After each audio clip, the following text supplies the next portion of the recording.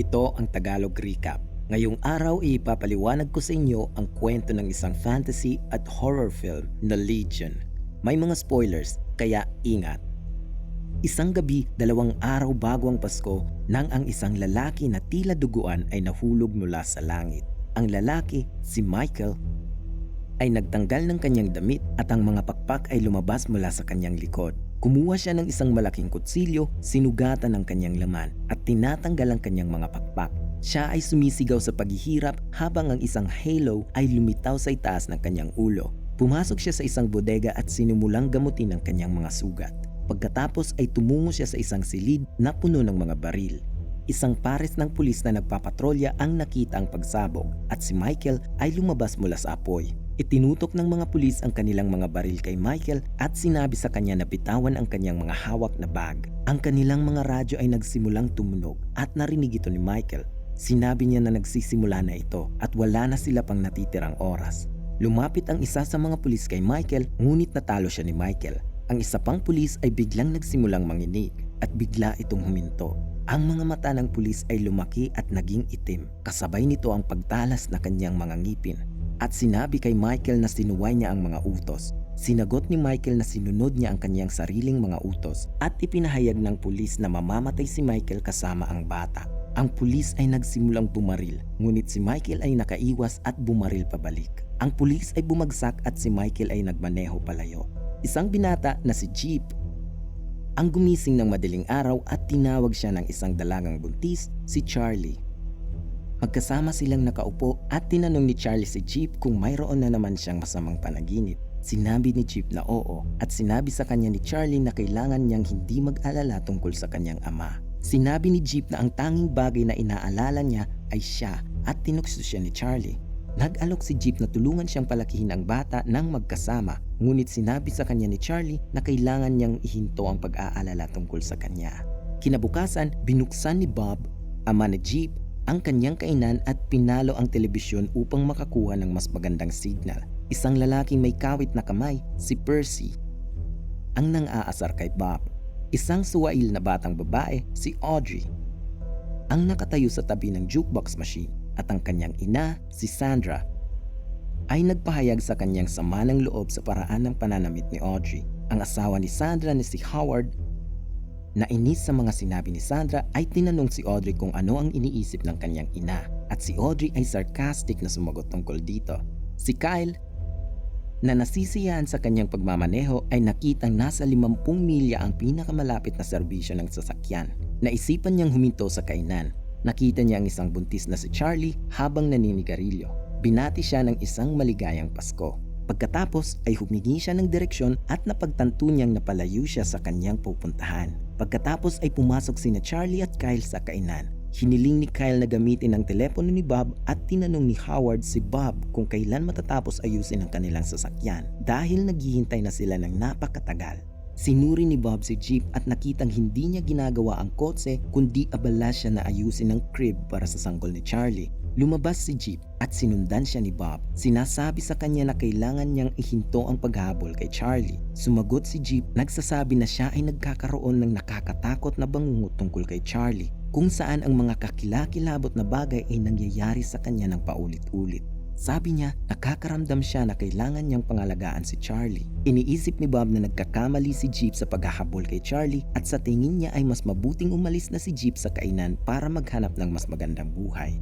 Bumalik si Bob sa kainan at nakitang nawalan na naman ng signal ang telebisyon. Sinubukan niyang ayusin ito, ngunit nakakakuha lang siya ng emergency broadcast signal. Sinuri ni Percy ang kanyang radyo at naririnig niya ang parehong bagay mula sa lahat ng mga frequency. Nag-aalalang nakikinig ang lahat habang puno ng emergency broadcast ang kainan.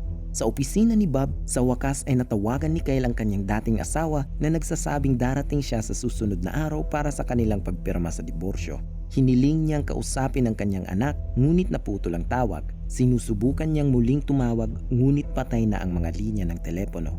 Isang mahinang matandang babae ang pumasok sa kainan na may malaking ngiti sa labi. Kinuha ni Charlie ang kanyang order at nagsimulang makipag-usap ang babae kay Sandra. Inihain ni Charlie sa babae ang kanyang order at tinanong ng babae si Charlie ang tungkol sa kanyang sanggol.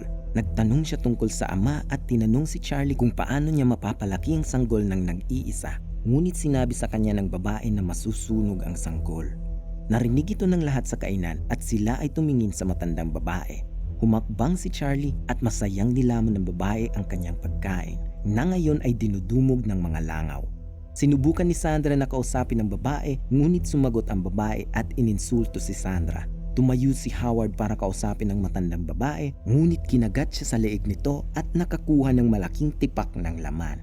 Binato ni Percy ng kawali ang babae, nabali ang kanyang leeg ngunit siya ay bumangon na parang hindi naapektuhan. Tumalon ang babae at nagsimulang gumapang sa kisame. Kumuha ng shotgun si Bob at sinimulang barilin ang babae. Sinampal ng babae si Bob at nakuha ni Jeep ang shotgun ngunit nag-aalangan siyang hilahin ng gatilyo. Ang babae ay patungo na sa kanya, ang kanyang mga paa ay dumudula sa sahig. Biglang natumba ang babae matapos siyang barilin ni Kyle ng ilang beses. Lahat ng tao sa kainan ay nagmamadaling alagaan si Howard na ngayon ay nawalan ng maraming dugo. Dinala ni na Kyle at Percy si Howard at ang kanyang pamilya sa kotse ni Kyle at nagsimula silang magmaneho papunta sa ospital. Tumakbo sila sa tila ulap ngunit napakalaking kuyog pala ito ng mga balang. Bumalik ang kotse ni Kyle at sinalubong sila ni Bob na nagmamadaling bumalik papasok sa loob. At dito ay nakita niya ang napakalaking kuyog ng mga balang na lumilipad sa itaas na umaharang sa sikat ng araw. Pagkatapos ay kinuha ng mga lalaki ang katawan ng matandang babae upang itapon ito at nakita ang isang sasakyan ng pulis na papalapit. Huminto ang sasakyan ng pulis at lumabas si Michael. Itinutok ni Bob ang baril kay Michael na sinasabi sa kanya na lumayo. Ipinaliwanag ni Bob ang dahilan ng kanyang pag-uugali. Tila hindi nabigla si Michael sa kwento ni Bob at napagtanto niyang si Bob at ang iba ay walang ideya kung ano ang nangyayari sa mundo. Kinuha ni Michael ang sandata mula kay Bob at itinutok ito sa ulo niya. Lumabas si Percy at sinubukang lutasin ang komprontasyon. Isinasaalang-alang ni Michael ang sitwasyon at sinabi sa kanila na mas maraming tao na katulad ng matandang babae ang darating sa lalong madaling panahon. Ibinalik niya kay Bob ang kanyang shotgun at binigyan ang lahat ng baril, maging si Charlie. Ngunit sinabi niya sa kanya na iwasang gumawa ng anumang matapang na desisyon. Pagsapit ng gabi ay dinala ni Michael ang mga lalaki sa bubong upang makakuha ng mas magandang pwesto sa kanilang mga kalaban. May narinig silang paparating na ice cream truck at isang matangkad at payat na lalaki ang lumabas dito. Nang makita niya ang mga lalaki, isang malakas na tili ang kanyang pinakawalan bago magsimulang mag-unat ng kanyang mga paa. Nagsimula silang bumaril hanggang sa mamatay ito. May nakita silang paparating na mga sasakyan at inutusan sila ni Michael na bumaril.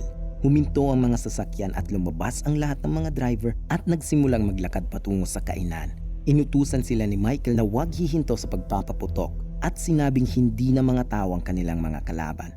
Ang isa sa mga umaatake ay nakapasok sa bintana at nagsimulang hilahin si Howard. Sina Sandra, Audrey at Charlie ay nagmadali upang tumulong ngunit sinunggaban ng isa pang umaatake si Charlie. Pumasok si Michael, hiniwa ang braso ng lalaki. Siya ay bumaril sa mga bintana at nagsimulang umatras ang mga umaatake. Kinuha ni Michael ang galit na si Sandra at sinabi sa kanya na patay na si Howard. Hindi natuwa si Michael sa ginawa ni Charlie at pinaalalahanan siya na huwag gumawa ng anumang padalos-dalos na aksyon. Bumalik ang mga lalaki sa baba at humingi ng paliwanag si Bob sa nangyayari. Ipinahayag ni Michael sa lahat na ang Diyos ay nagalit at nag-utos na puksain ang sangkatauhan. Ipinaliwanag niya na ang mga umaatake na kanilang nilabanan ay mga sisidlan lamang na inaari ng mga anghel. Ang lahat ay hindi naniniwala na nagsasabing hindi pa nila narinig ang mga anghel na gumagawa ng ganoong bagay. Tinanong ni Jeep kung paano nagkaroon ng malawak na kaalaman si Michael tungkol sa kanilang kaaway at ipinahayag ni Michael na dati siyang nasa panig ng mga anghel. Sumingit si Bob at nagsabi na ang lahat ay kalokohan lamang at ipinahayag ang kanyang hindi paniniwala sa Diyos. Sinabi ni Michael na ganito din ang nararamdaman ng Diyos matapos mawalan din ng pananampalataya at paniniwala sa sangkatauhan. Sinabi ni Michael na ang tanging layunin niya ay protektahan si Charlie at ang kanyang sanggol dahil ang kanyang anak ang tanging pag-asa ng sangkatauhan para mabuhay. Sinabi ni Michael na wala siyang pakialam kung ano ang kanilang paniniwalaan. Ngunit ang katotohanan ay nananatiling gusto ng mga umaatake sa labas na patayin silang lahat, lalo na si Charlie at ang kanyang hindi pa isinisilang na anak. Nakipag-usap si Jeep kay Michael, tinanong ang kanyang pinanggalingan.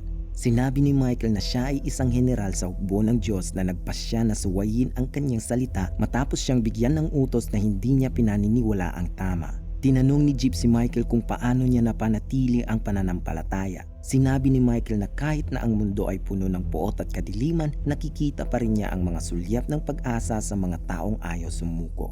Naaalala ni Michael ang kanyang panahon sa langit, ang panahon kung saan ay binigyan siya ng utos ng kanyang tinutulan. Sinabi ni Gabriel kay Michael na ang mga tao ay nagdala ng paghatol sa kanilang sarili. Sinabi ni Michael na tungkulin ng isang anghel na gabayan ang mga tao, ngunit sinabi ni Gabriel na mas mataas nilang tungkulin ang sundin ang Diyos. Alam ni Michael na siya ay tama sa loob ng kanyang puso dahil ginawa ng Diyos ang kanyang puso ng buong pagmamahal. Ngunit sinabi ni Gabriel na si Michael ay huli na dahil ang iba ay natasan na upang lipulin ang mga tao. Nagising si Sandra kinabukasan nang makarinig ng kakaibang ingay. Naglalakad siya sa likod ng kainan, naririnig ang mga hikbi ni Howard. Sumilip siya sa likod at nakita niya si Howard na nakapako sa krus ng patiwarik, puno ng mga pigsa at humihingi ng tulong sa kanya. Si Kyle at Audrey ay hindi naging matagumpay na mapanatili siya sa loob at siya ay tumakbo palabas. Nilapitan ni Sandra si Howard ngunit sumabog si Howard, nagbuga ng asido. Nakarating si Percy kay Sandra sa takdang oras. Binuhat siya ni Percy pabalik sa kainan bago bumagsak sa sahig. Ang likod ni Percy ay napaso hanggang sa buto. Nakatali si Sandra sa isang upuan habang sinusubukan siyang pakainin ni Audrey. Sinisisi ni Sandra si Audrey sa lahat ng nangyayari sa kanila. Sinabi kay Audrey na sinira niya ang lahat. Nang maglaon, lumipat si Audrey sa mga istasyon ng radyo hanggang makapunta sa isang frequency ng isang taong nagbo-broadcast. Ang broadcaster ay nagsasalita patungkol sa ilang mga taong nakaligtas at lumalaban sa mga sinapian. Ngunit sinabi ni Michael na hindi nila maaaring ipagsapalaran na umalis dahil gagawin lamang nitong mas madaling target si Charlie. Kalaunan ay nakipag-usap si Charlie kay Jeep na naaalala noong muntik na niyang ipalaglag ang sanggol bago siya umatras sa huling minuto. Naniniwala siya na maaari siyang bumalik kahit kailan niya gusto. Ngunit umabot sa punto na hindi na magawa ng doktor ang pagpapalaglag. Ito ay humantong sa pagkamuhi niya sa bata. Bumukas muli ang mga ilaw at may dumating na kotse sa kainan. Nagmamadaling bumaba ang isang lalaki at sinusubukang kumuha ng gas. Naghahanda sina Kyle at Audrey sa pagbaril, ngunit nakita nila na ito ay isang ama habang kasama ang kanyang anak. Isang grupo ng mga tao ang dumating, kinuha ang ama at ang bata. Bumaba si Kyle para tulungan ang bata, binaril ang mga lalaki. Lumapit siya sa bata at sinimulang buhatin ito pabalik sa loob. Ang bata ay nagbagong anyo at kinagat ang leeg ni Kyle. Pagkatapos ay tumalon si Audrey upang tumulong, ngunit naubusan ng mga bala at nagsimulang kuyugin. Nagpasya si Charlie na gawin ang mga bagay sa kanyang paraan matapos makitang hindi tumutulong si Michael. Dahil ayaw niyang mapahamak si Charlie, pumayag si Michael na kunin si Audrey. Lumabas si Michael at binaril ang mga umaatake at gamit ang gasoline pump bilang flamethrower ay kinuha niya si Audrey at tumakbo sila pabalik sa kainan na muntik nang madamay sa pagsabog. Tumakbo si Charlie upang kumuha ng tubig, ngunit nakita niyang nakapasok ang bata sa kainan. Tumakbo papunta sa kanya ang bata habang may hawak na kutsilyo, ngunit nagawa ni Charlie na protektahan ang sarili hanggang sa madulas at maputol ng kutsilyo ang mga daliri ng bata. Sinipa ni Charlie ang bata at muling namatay ang mga ilaw. Biglang sinunggaban ng bata si Bob, ngunit hinila siya ni Michael palayo. Nabaril ni Jeep ang bata, ngunit sa kasamaang palad, ang stress ay hindi kinaya ni Charlie at siya ay malapit ng manganak. Nagsimula ng manganak si Charlie at narinig nila ang malakas na tunog na nagmumulat sa kalangitan. Nasa bubong si Jeep at Bob nang makita nila ang kuyog ng mga sinapian na naghihintay sa kanila. Patuloy ang panganganak ni Charlie hanggang sa umalingaw-ngaw ang iyak ng isang sanggol sa katahimikan. Tinanong ni Charlie kung sila ay ligtas na at sinabi ni Michael na hindi pa. Ngunit ngayon, ang bata ay magkakaroon ng pagkakataon mabuhay at pamunuan ang sangkatauhan. Naririnig ng mga sinapian ang pag-iyak ng sanggol at nagsimulang umiyak din kasabay nito. Tumunog muli ang kalangitan at lumitaw ang isang nilalang na bumaba mula sa langit. Sinabi ni Michael na ipinadala ng Diyos si Gabriel upang tapusin ang misyon na unang ibinigay sa kanya. Napagtanto ni Jeep na ang utos na hindi sinunod ni Michael ay ang utos para pigilan ang pagsilang ng bata. Humingi ng paliwanag si Charlie at inamin ni Michael na siya nga ang may tungkuling tapusin ang sanggol. Kinuha ni Charlie ang sanggol mula kay Audrey, ngunit inagaw ito ni Sandra. Balak ni Sandra na ibigay ang sanggol sa mga sinapian para iwanan sila ng mga ito. Bumukas ang mga pinto at binaril ni Michael si Sandra. Sinalo ni Jeep ang sanggol, ngunit nakaharap niya si Gabriel. Pagkatapos ay hinampas ni Gabriel si Jeep gamit ang kanyang mace. Ngunit si Jeep ay gumulong palayo. Sinubukan ni Bob na barilin si Gabriel, ngunit napakabilis ni Gabriel habang gamit ang kanyang mga pakpak bilang mga kalasag. Pagkatapos ay hiniwa ni Gabriel ang tiyan ni Bob.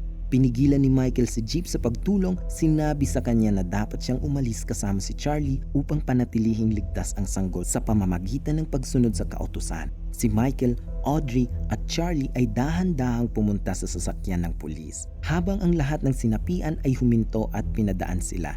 Tinawag ni Gabriel si Michael na mapanghimagsik ang anak ng Diyos at itinuro ni Michael kung paanong si Gabriel ang palaging sabik na pasahin ang kanilang ama.